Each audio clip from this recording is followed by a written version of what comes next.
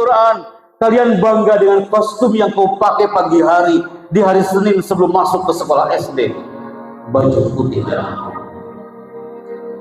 Ketika saya munculkan gambar ini, orang-orang di luar sana mereka cemburu dengan Nurul Quran, pengen duduk bareng di aula ini. Dan ketika saya munculkan gambar ini, anak kelas 9 pasti mereka berteriak, Pak Happy, punten Pak Happy, saya sudah meninggalkan semua seragam sekolah ini. Hari ini saya sudah meninggalkan semua seragam merah putih. Dan hari ini saya sudah masuk ke alam Nurul Quran ini Pak Chandra.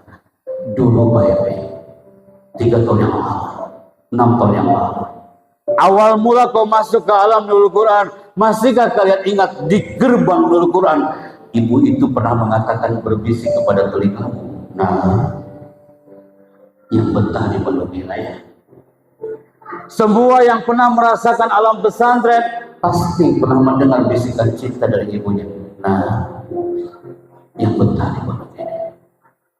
Seminggu, 2 minggu,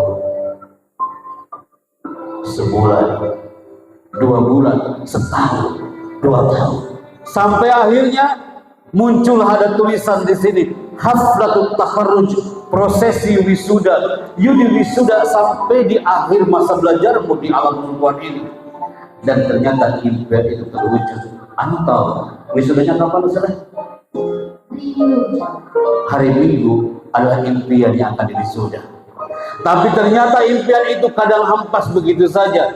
Percaya atau tidak jamaah, before I class this moment, saat kami tahun 2018 ada impian sang santri di Manado, saya MC wisuda hari itu. Ketika kami mengatakan prosesi wisuda dimulai, you tahu apa yang terjadi? Di belakang ada protokoler, dia berteriak, Mas Chandra, jangan mulai dulu Mas acaranya Mas. Kita nunggu satu wisudawan lagi, kasihan dia jauh Pak Happy dari Watangkone. Tolong tunggu sebentar. Hei brother, kita nunggu sampai 1 jam 30 menit menunggu wisudawan yang terlambat di hari wisuda. Tapi dia punya alasan. Saya ulangi ya, dia punya alasan kenapa dia terlambat di hari wisuda. Santri yang hebat ini habis sholat subuh, dia menggunakan toganya dan dia berbisik kepada ayahnya, Pak, hari ini aku di wisuda Pak, aku mau Bapak hari di acara wisuda. Sekalipun ibu tak bisa hadir karena sudah meninggal beberapa tahun yang lalu, tapi aku mohon Bapak hadir di acara wisuda. Apa jawaban sang bapak itu?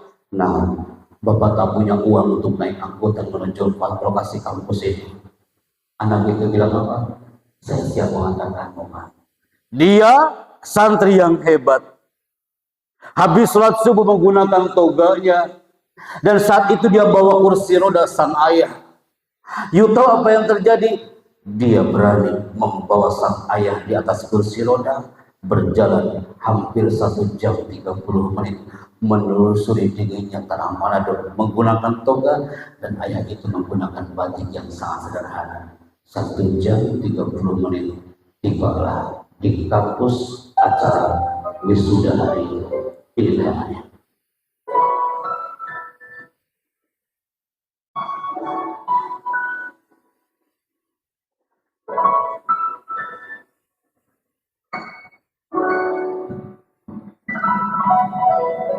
Engkaulah nafasku yang menjaga di dalam hidupku. Kau ajarkan aku menjadi yang terbaik.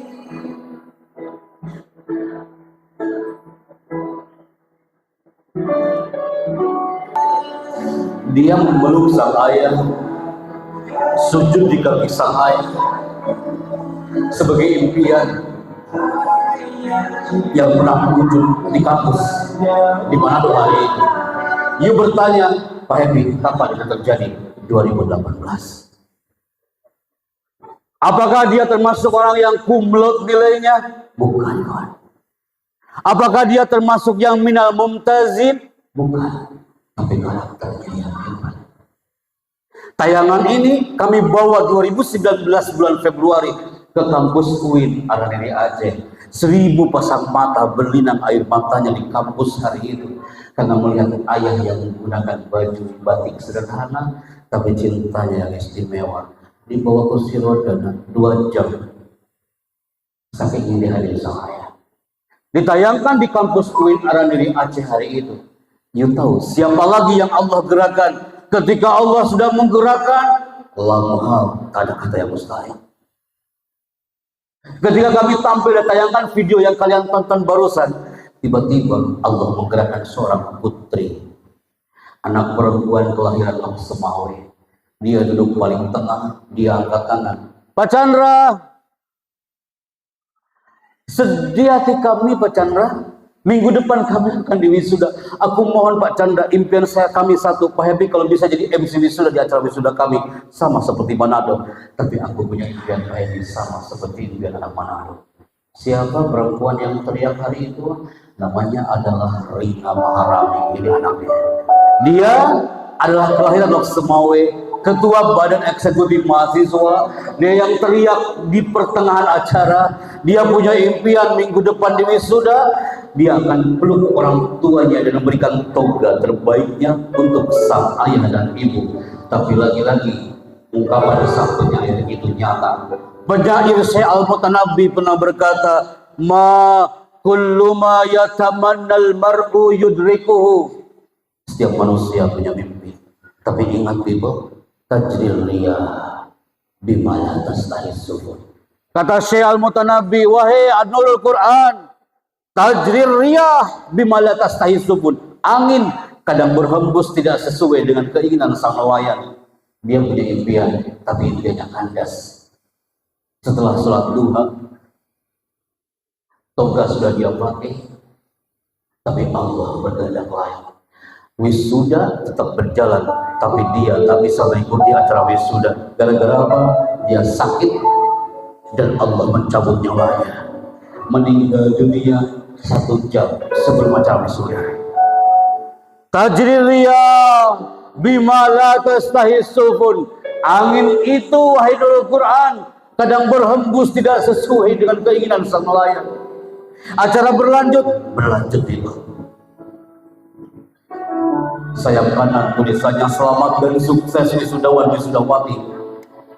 Sayap kiri tulisannya turut berduka cita untuk pahlawan dari bumi Lok Semawe. Happy, betulkah cerita itu? Yes, itu. Kami saksi sebagai MC di acara hari itu. Saat disebutkan nama almarhumah Rina Maharani, siapa lagi yang Allah gerakan? Yang Allah gerakan adalah seorang ayah dari almarhumah. Setelah prosesi pemakaman putrinya, dia lari menuju ke kampus dan dia menarik jas kami sebagai MC. Pak MC, saya adalah ayah dari almarhumah. Ketika MC menyebutkan nama putriku yang sudah tertancap di atasnya batu nisan, izinkan Pak MC, aku naik ke atas panggung mewakili almarhumah. Dia naik ke atas panggung, dia mengambil ijazah sang putri yang dia bangga. Dia menggunakan baju yang sangat sederhana, tapi cintanya istimewa. Kapan itu terjadi? 2019 hari.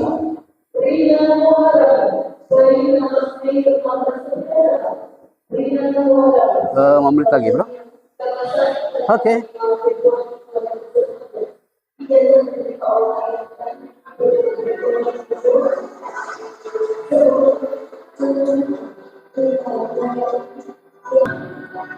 Batiknya sederhana, pecinya sangat sederhana, tapi cintanya yang istimewa.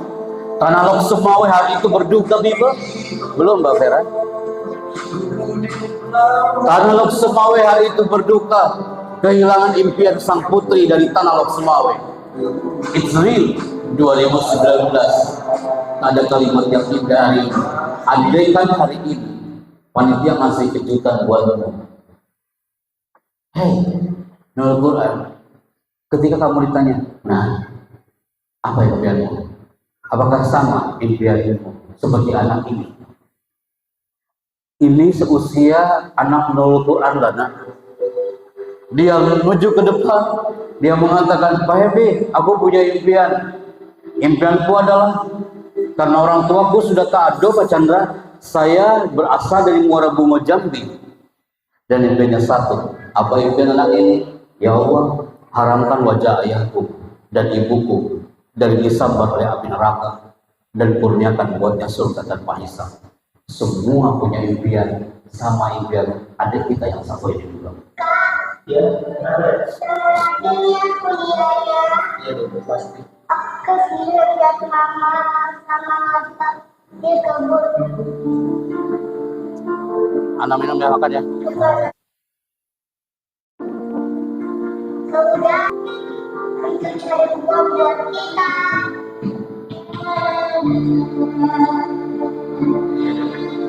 Sampai selesai. Nanti kakak yang kuliah anakku.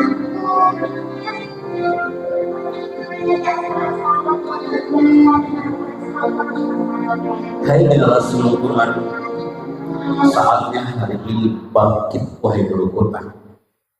Usia 19 tahun memang belia untuk nurul Quran, tapi alumni nurul Quran yang akan terus mengangkat bendera nurul Quran. Hadirnya atmosfer nurul Quran ini luar biasa. Anak bicara dengan Pak Kiai tadi, nampak saudara-saudara beliau, keluarga beliau satu frekuensi untuk mengangkat bendera la ilaha illallah di bumi nurul Quran. Karena bagaimanapun kalian yang hadir hari ini, angkat bendera nurul Quran, bahagiakan orang tuamu, bahagiakan ibumu. Tak ada kalimat yang bisa menolak di segmen ini kecuali doa. Angkat tangannya sama-sama bimbing, Allahumma. Katakan sama-sama jamaah, Allahumma tawwil a'maruna wa a'mar walidina wa sahih ajsadana wa hasib a'malana. Al-Fatihah.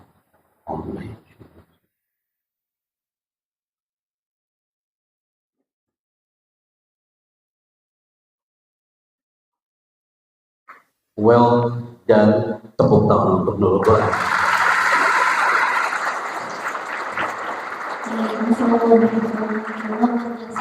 Terima kasih untuk pemaparan materinya. Siap. Sangat inspiratif, diberikan kisah-kisah yang inspiratif, dan semoga ini menjadi penyemangat untuk para santriwan dan santriwati yang ada hari ini. Juga semangat untuk para dewan guru yang juga terus memotivasi para santri dan santriwati. Baik Ustaz, sebelum kita masuk ke segmen tanya jawab, sebelum saya menyapa audio sebagai Ustaz, mau dibaca sedikit Ustaz menyinggung topik kita tentang kiprah santri untuk negeri tadi. Di lapangan masih terjadi diskriminasi ataupun semacam ada stigma negatif begitu di masyarakat, baik itu terhadap santri maupun terhadap pesantren yang dianggap katanya tertinggal, lalu mungkin kurang memiliki keterampilan yang dibutuhkan dan sebagainya, atau kurang modern misalnya, sehingga hal ini pun berdampak ke kepercayaan diri para santri maupun pesantrennya barangkali yang semakin menurun. Mungkin yang tadinya percaya diri dengan yakin dengan kemampuannya dan keterampilannya, namun kemudian menurun atau bahkan cenderung rendah gitu. Bagaimana tanggapan Ustaz mengenai hal tersebut, dan bagaimana juga memberikan motivasi kepada para santri dan pesantren untuk mematahkan stigma negatif tersebut sehingga mereka berani melawan rasa takut dan ragu terhadap tindakan tersebut. Baik, luar biasa moderator kita, luar biasa. Tepuk tangan dong buat moderatornya. Bu, Pertanyaan ini sering ditanyakan di acara workshop, seminar, dalam frame pesantren. Kami show dari titik Sabang sampai Merauke.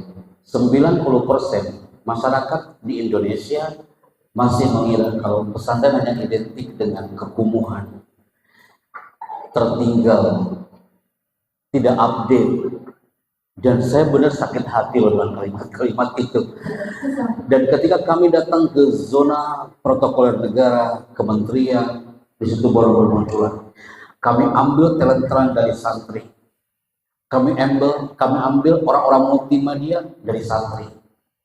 Mulailah paradigma itu mulai terkikis. Oh, ternyata santri juga bisa multimedia ya. Oh, ternyata santri juga bisa jadi event organizer. Oh, ternyata dari alam nurul Quran dengan Al-Qur'annya, tapi dia punya skill.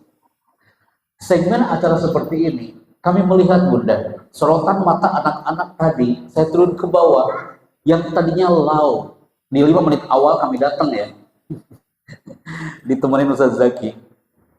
Kami melihat dari bahasa tubuhnya, apa yang ibu katakan, percaya diri mereka menurun, Pak Happy. Yes, I know that.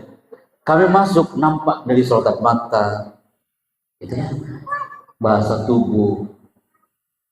Baru 30 menit mereka didobrak prefrontal cortexnya. Blok mental mereka didobrak. Selama 30 menit dimainkan emosi mereka. Akhirnya apa yang muncul? Saya siap melebihi seorang Epi Chandra Al-Fakir atau Epi. Kami yakin MC kenegaraan bukan kami lagi nanti. MC kenegaraan itu adalah alumni dari Pondok Pesantren Nurul Quran. Tepuk tangan untuk Ustaz. Kenapa tema ini saya bawa untuk Nurul Quran? Pesona Nurul Quran harus hiasi langit Nusantara. Jangan sampai mereka melihat kita sebelah mata. Buktikan kepada negeri ini, wahai generasi Nurul Quran, you punya skill yang akan hiasi langit negeri ini. Bahkan jagat raya pun merasakan gaul dari Nurul Quran ini. Tepuk tangan buat nilai Nurul Quran. Terima kasih untuk Siap. satu lagi mungkin barangkali Silakan. tadi di awal sempat diberikan contoh voice over Yes. di yang barangkali ya dan santriwati yang mungkin mereka berminat nih seandainya kalau saya juga itu seperti Ustaz gitu ya menjadi ini voice over, kira-kira apakah Ustaz bisa memberikan mungkin pengalaman atau mungkin bagaimana sekiranya jika saya juga ingin menjadi seorang TV voice over?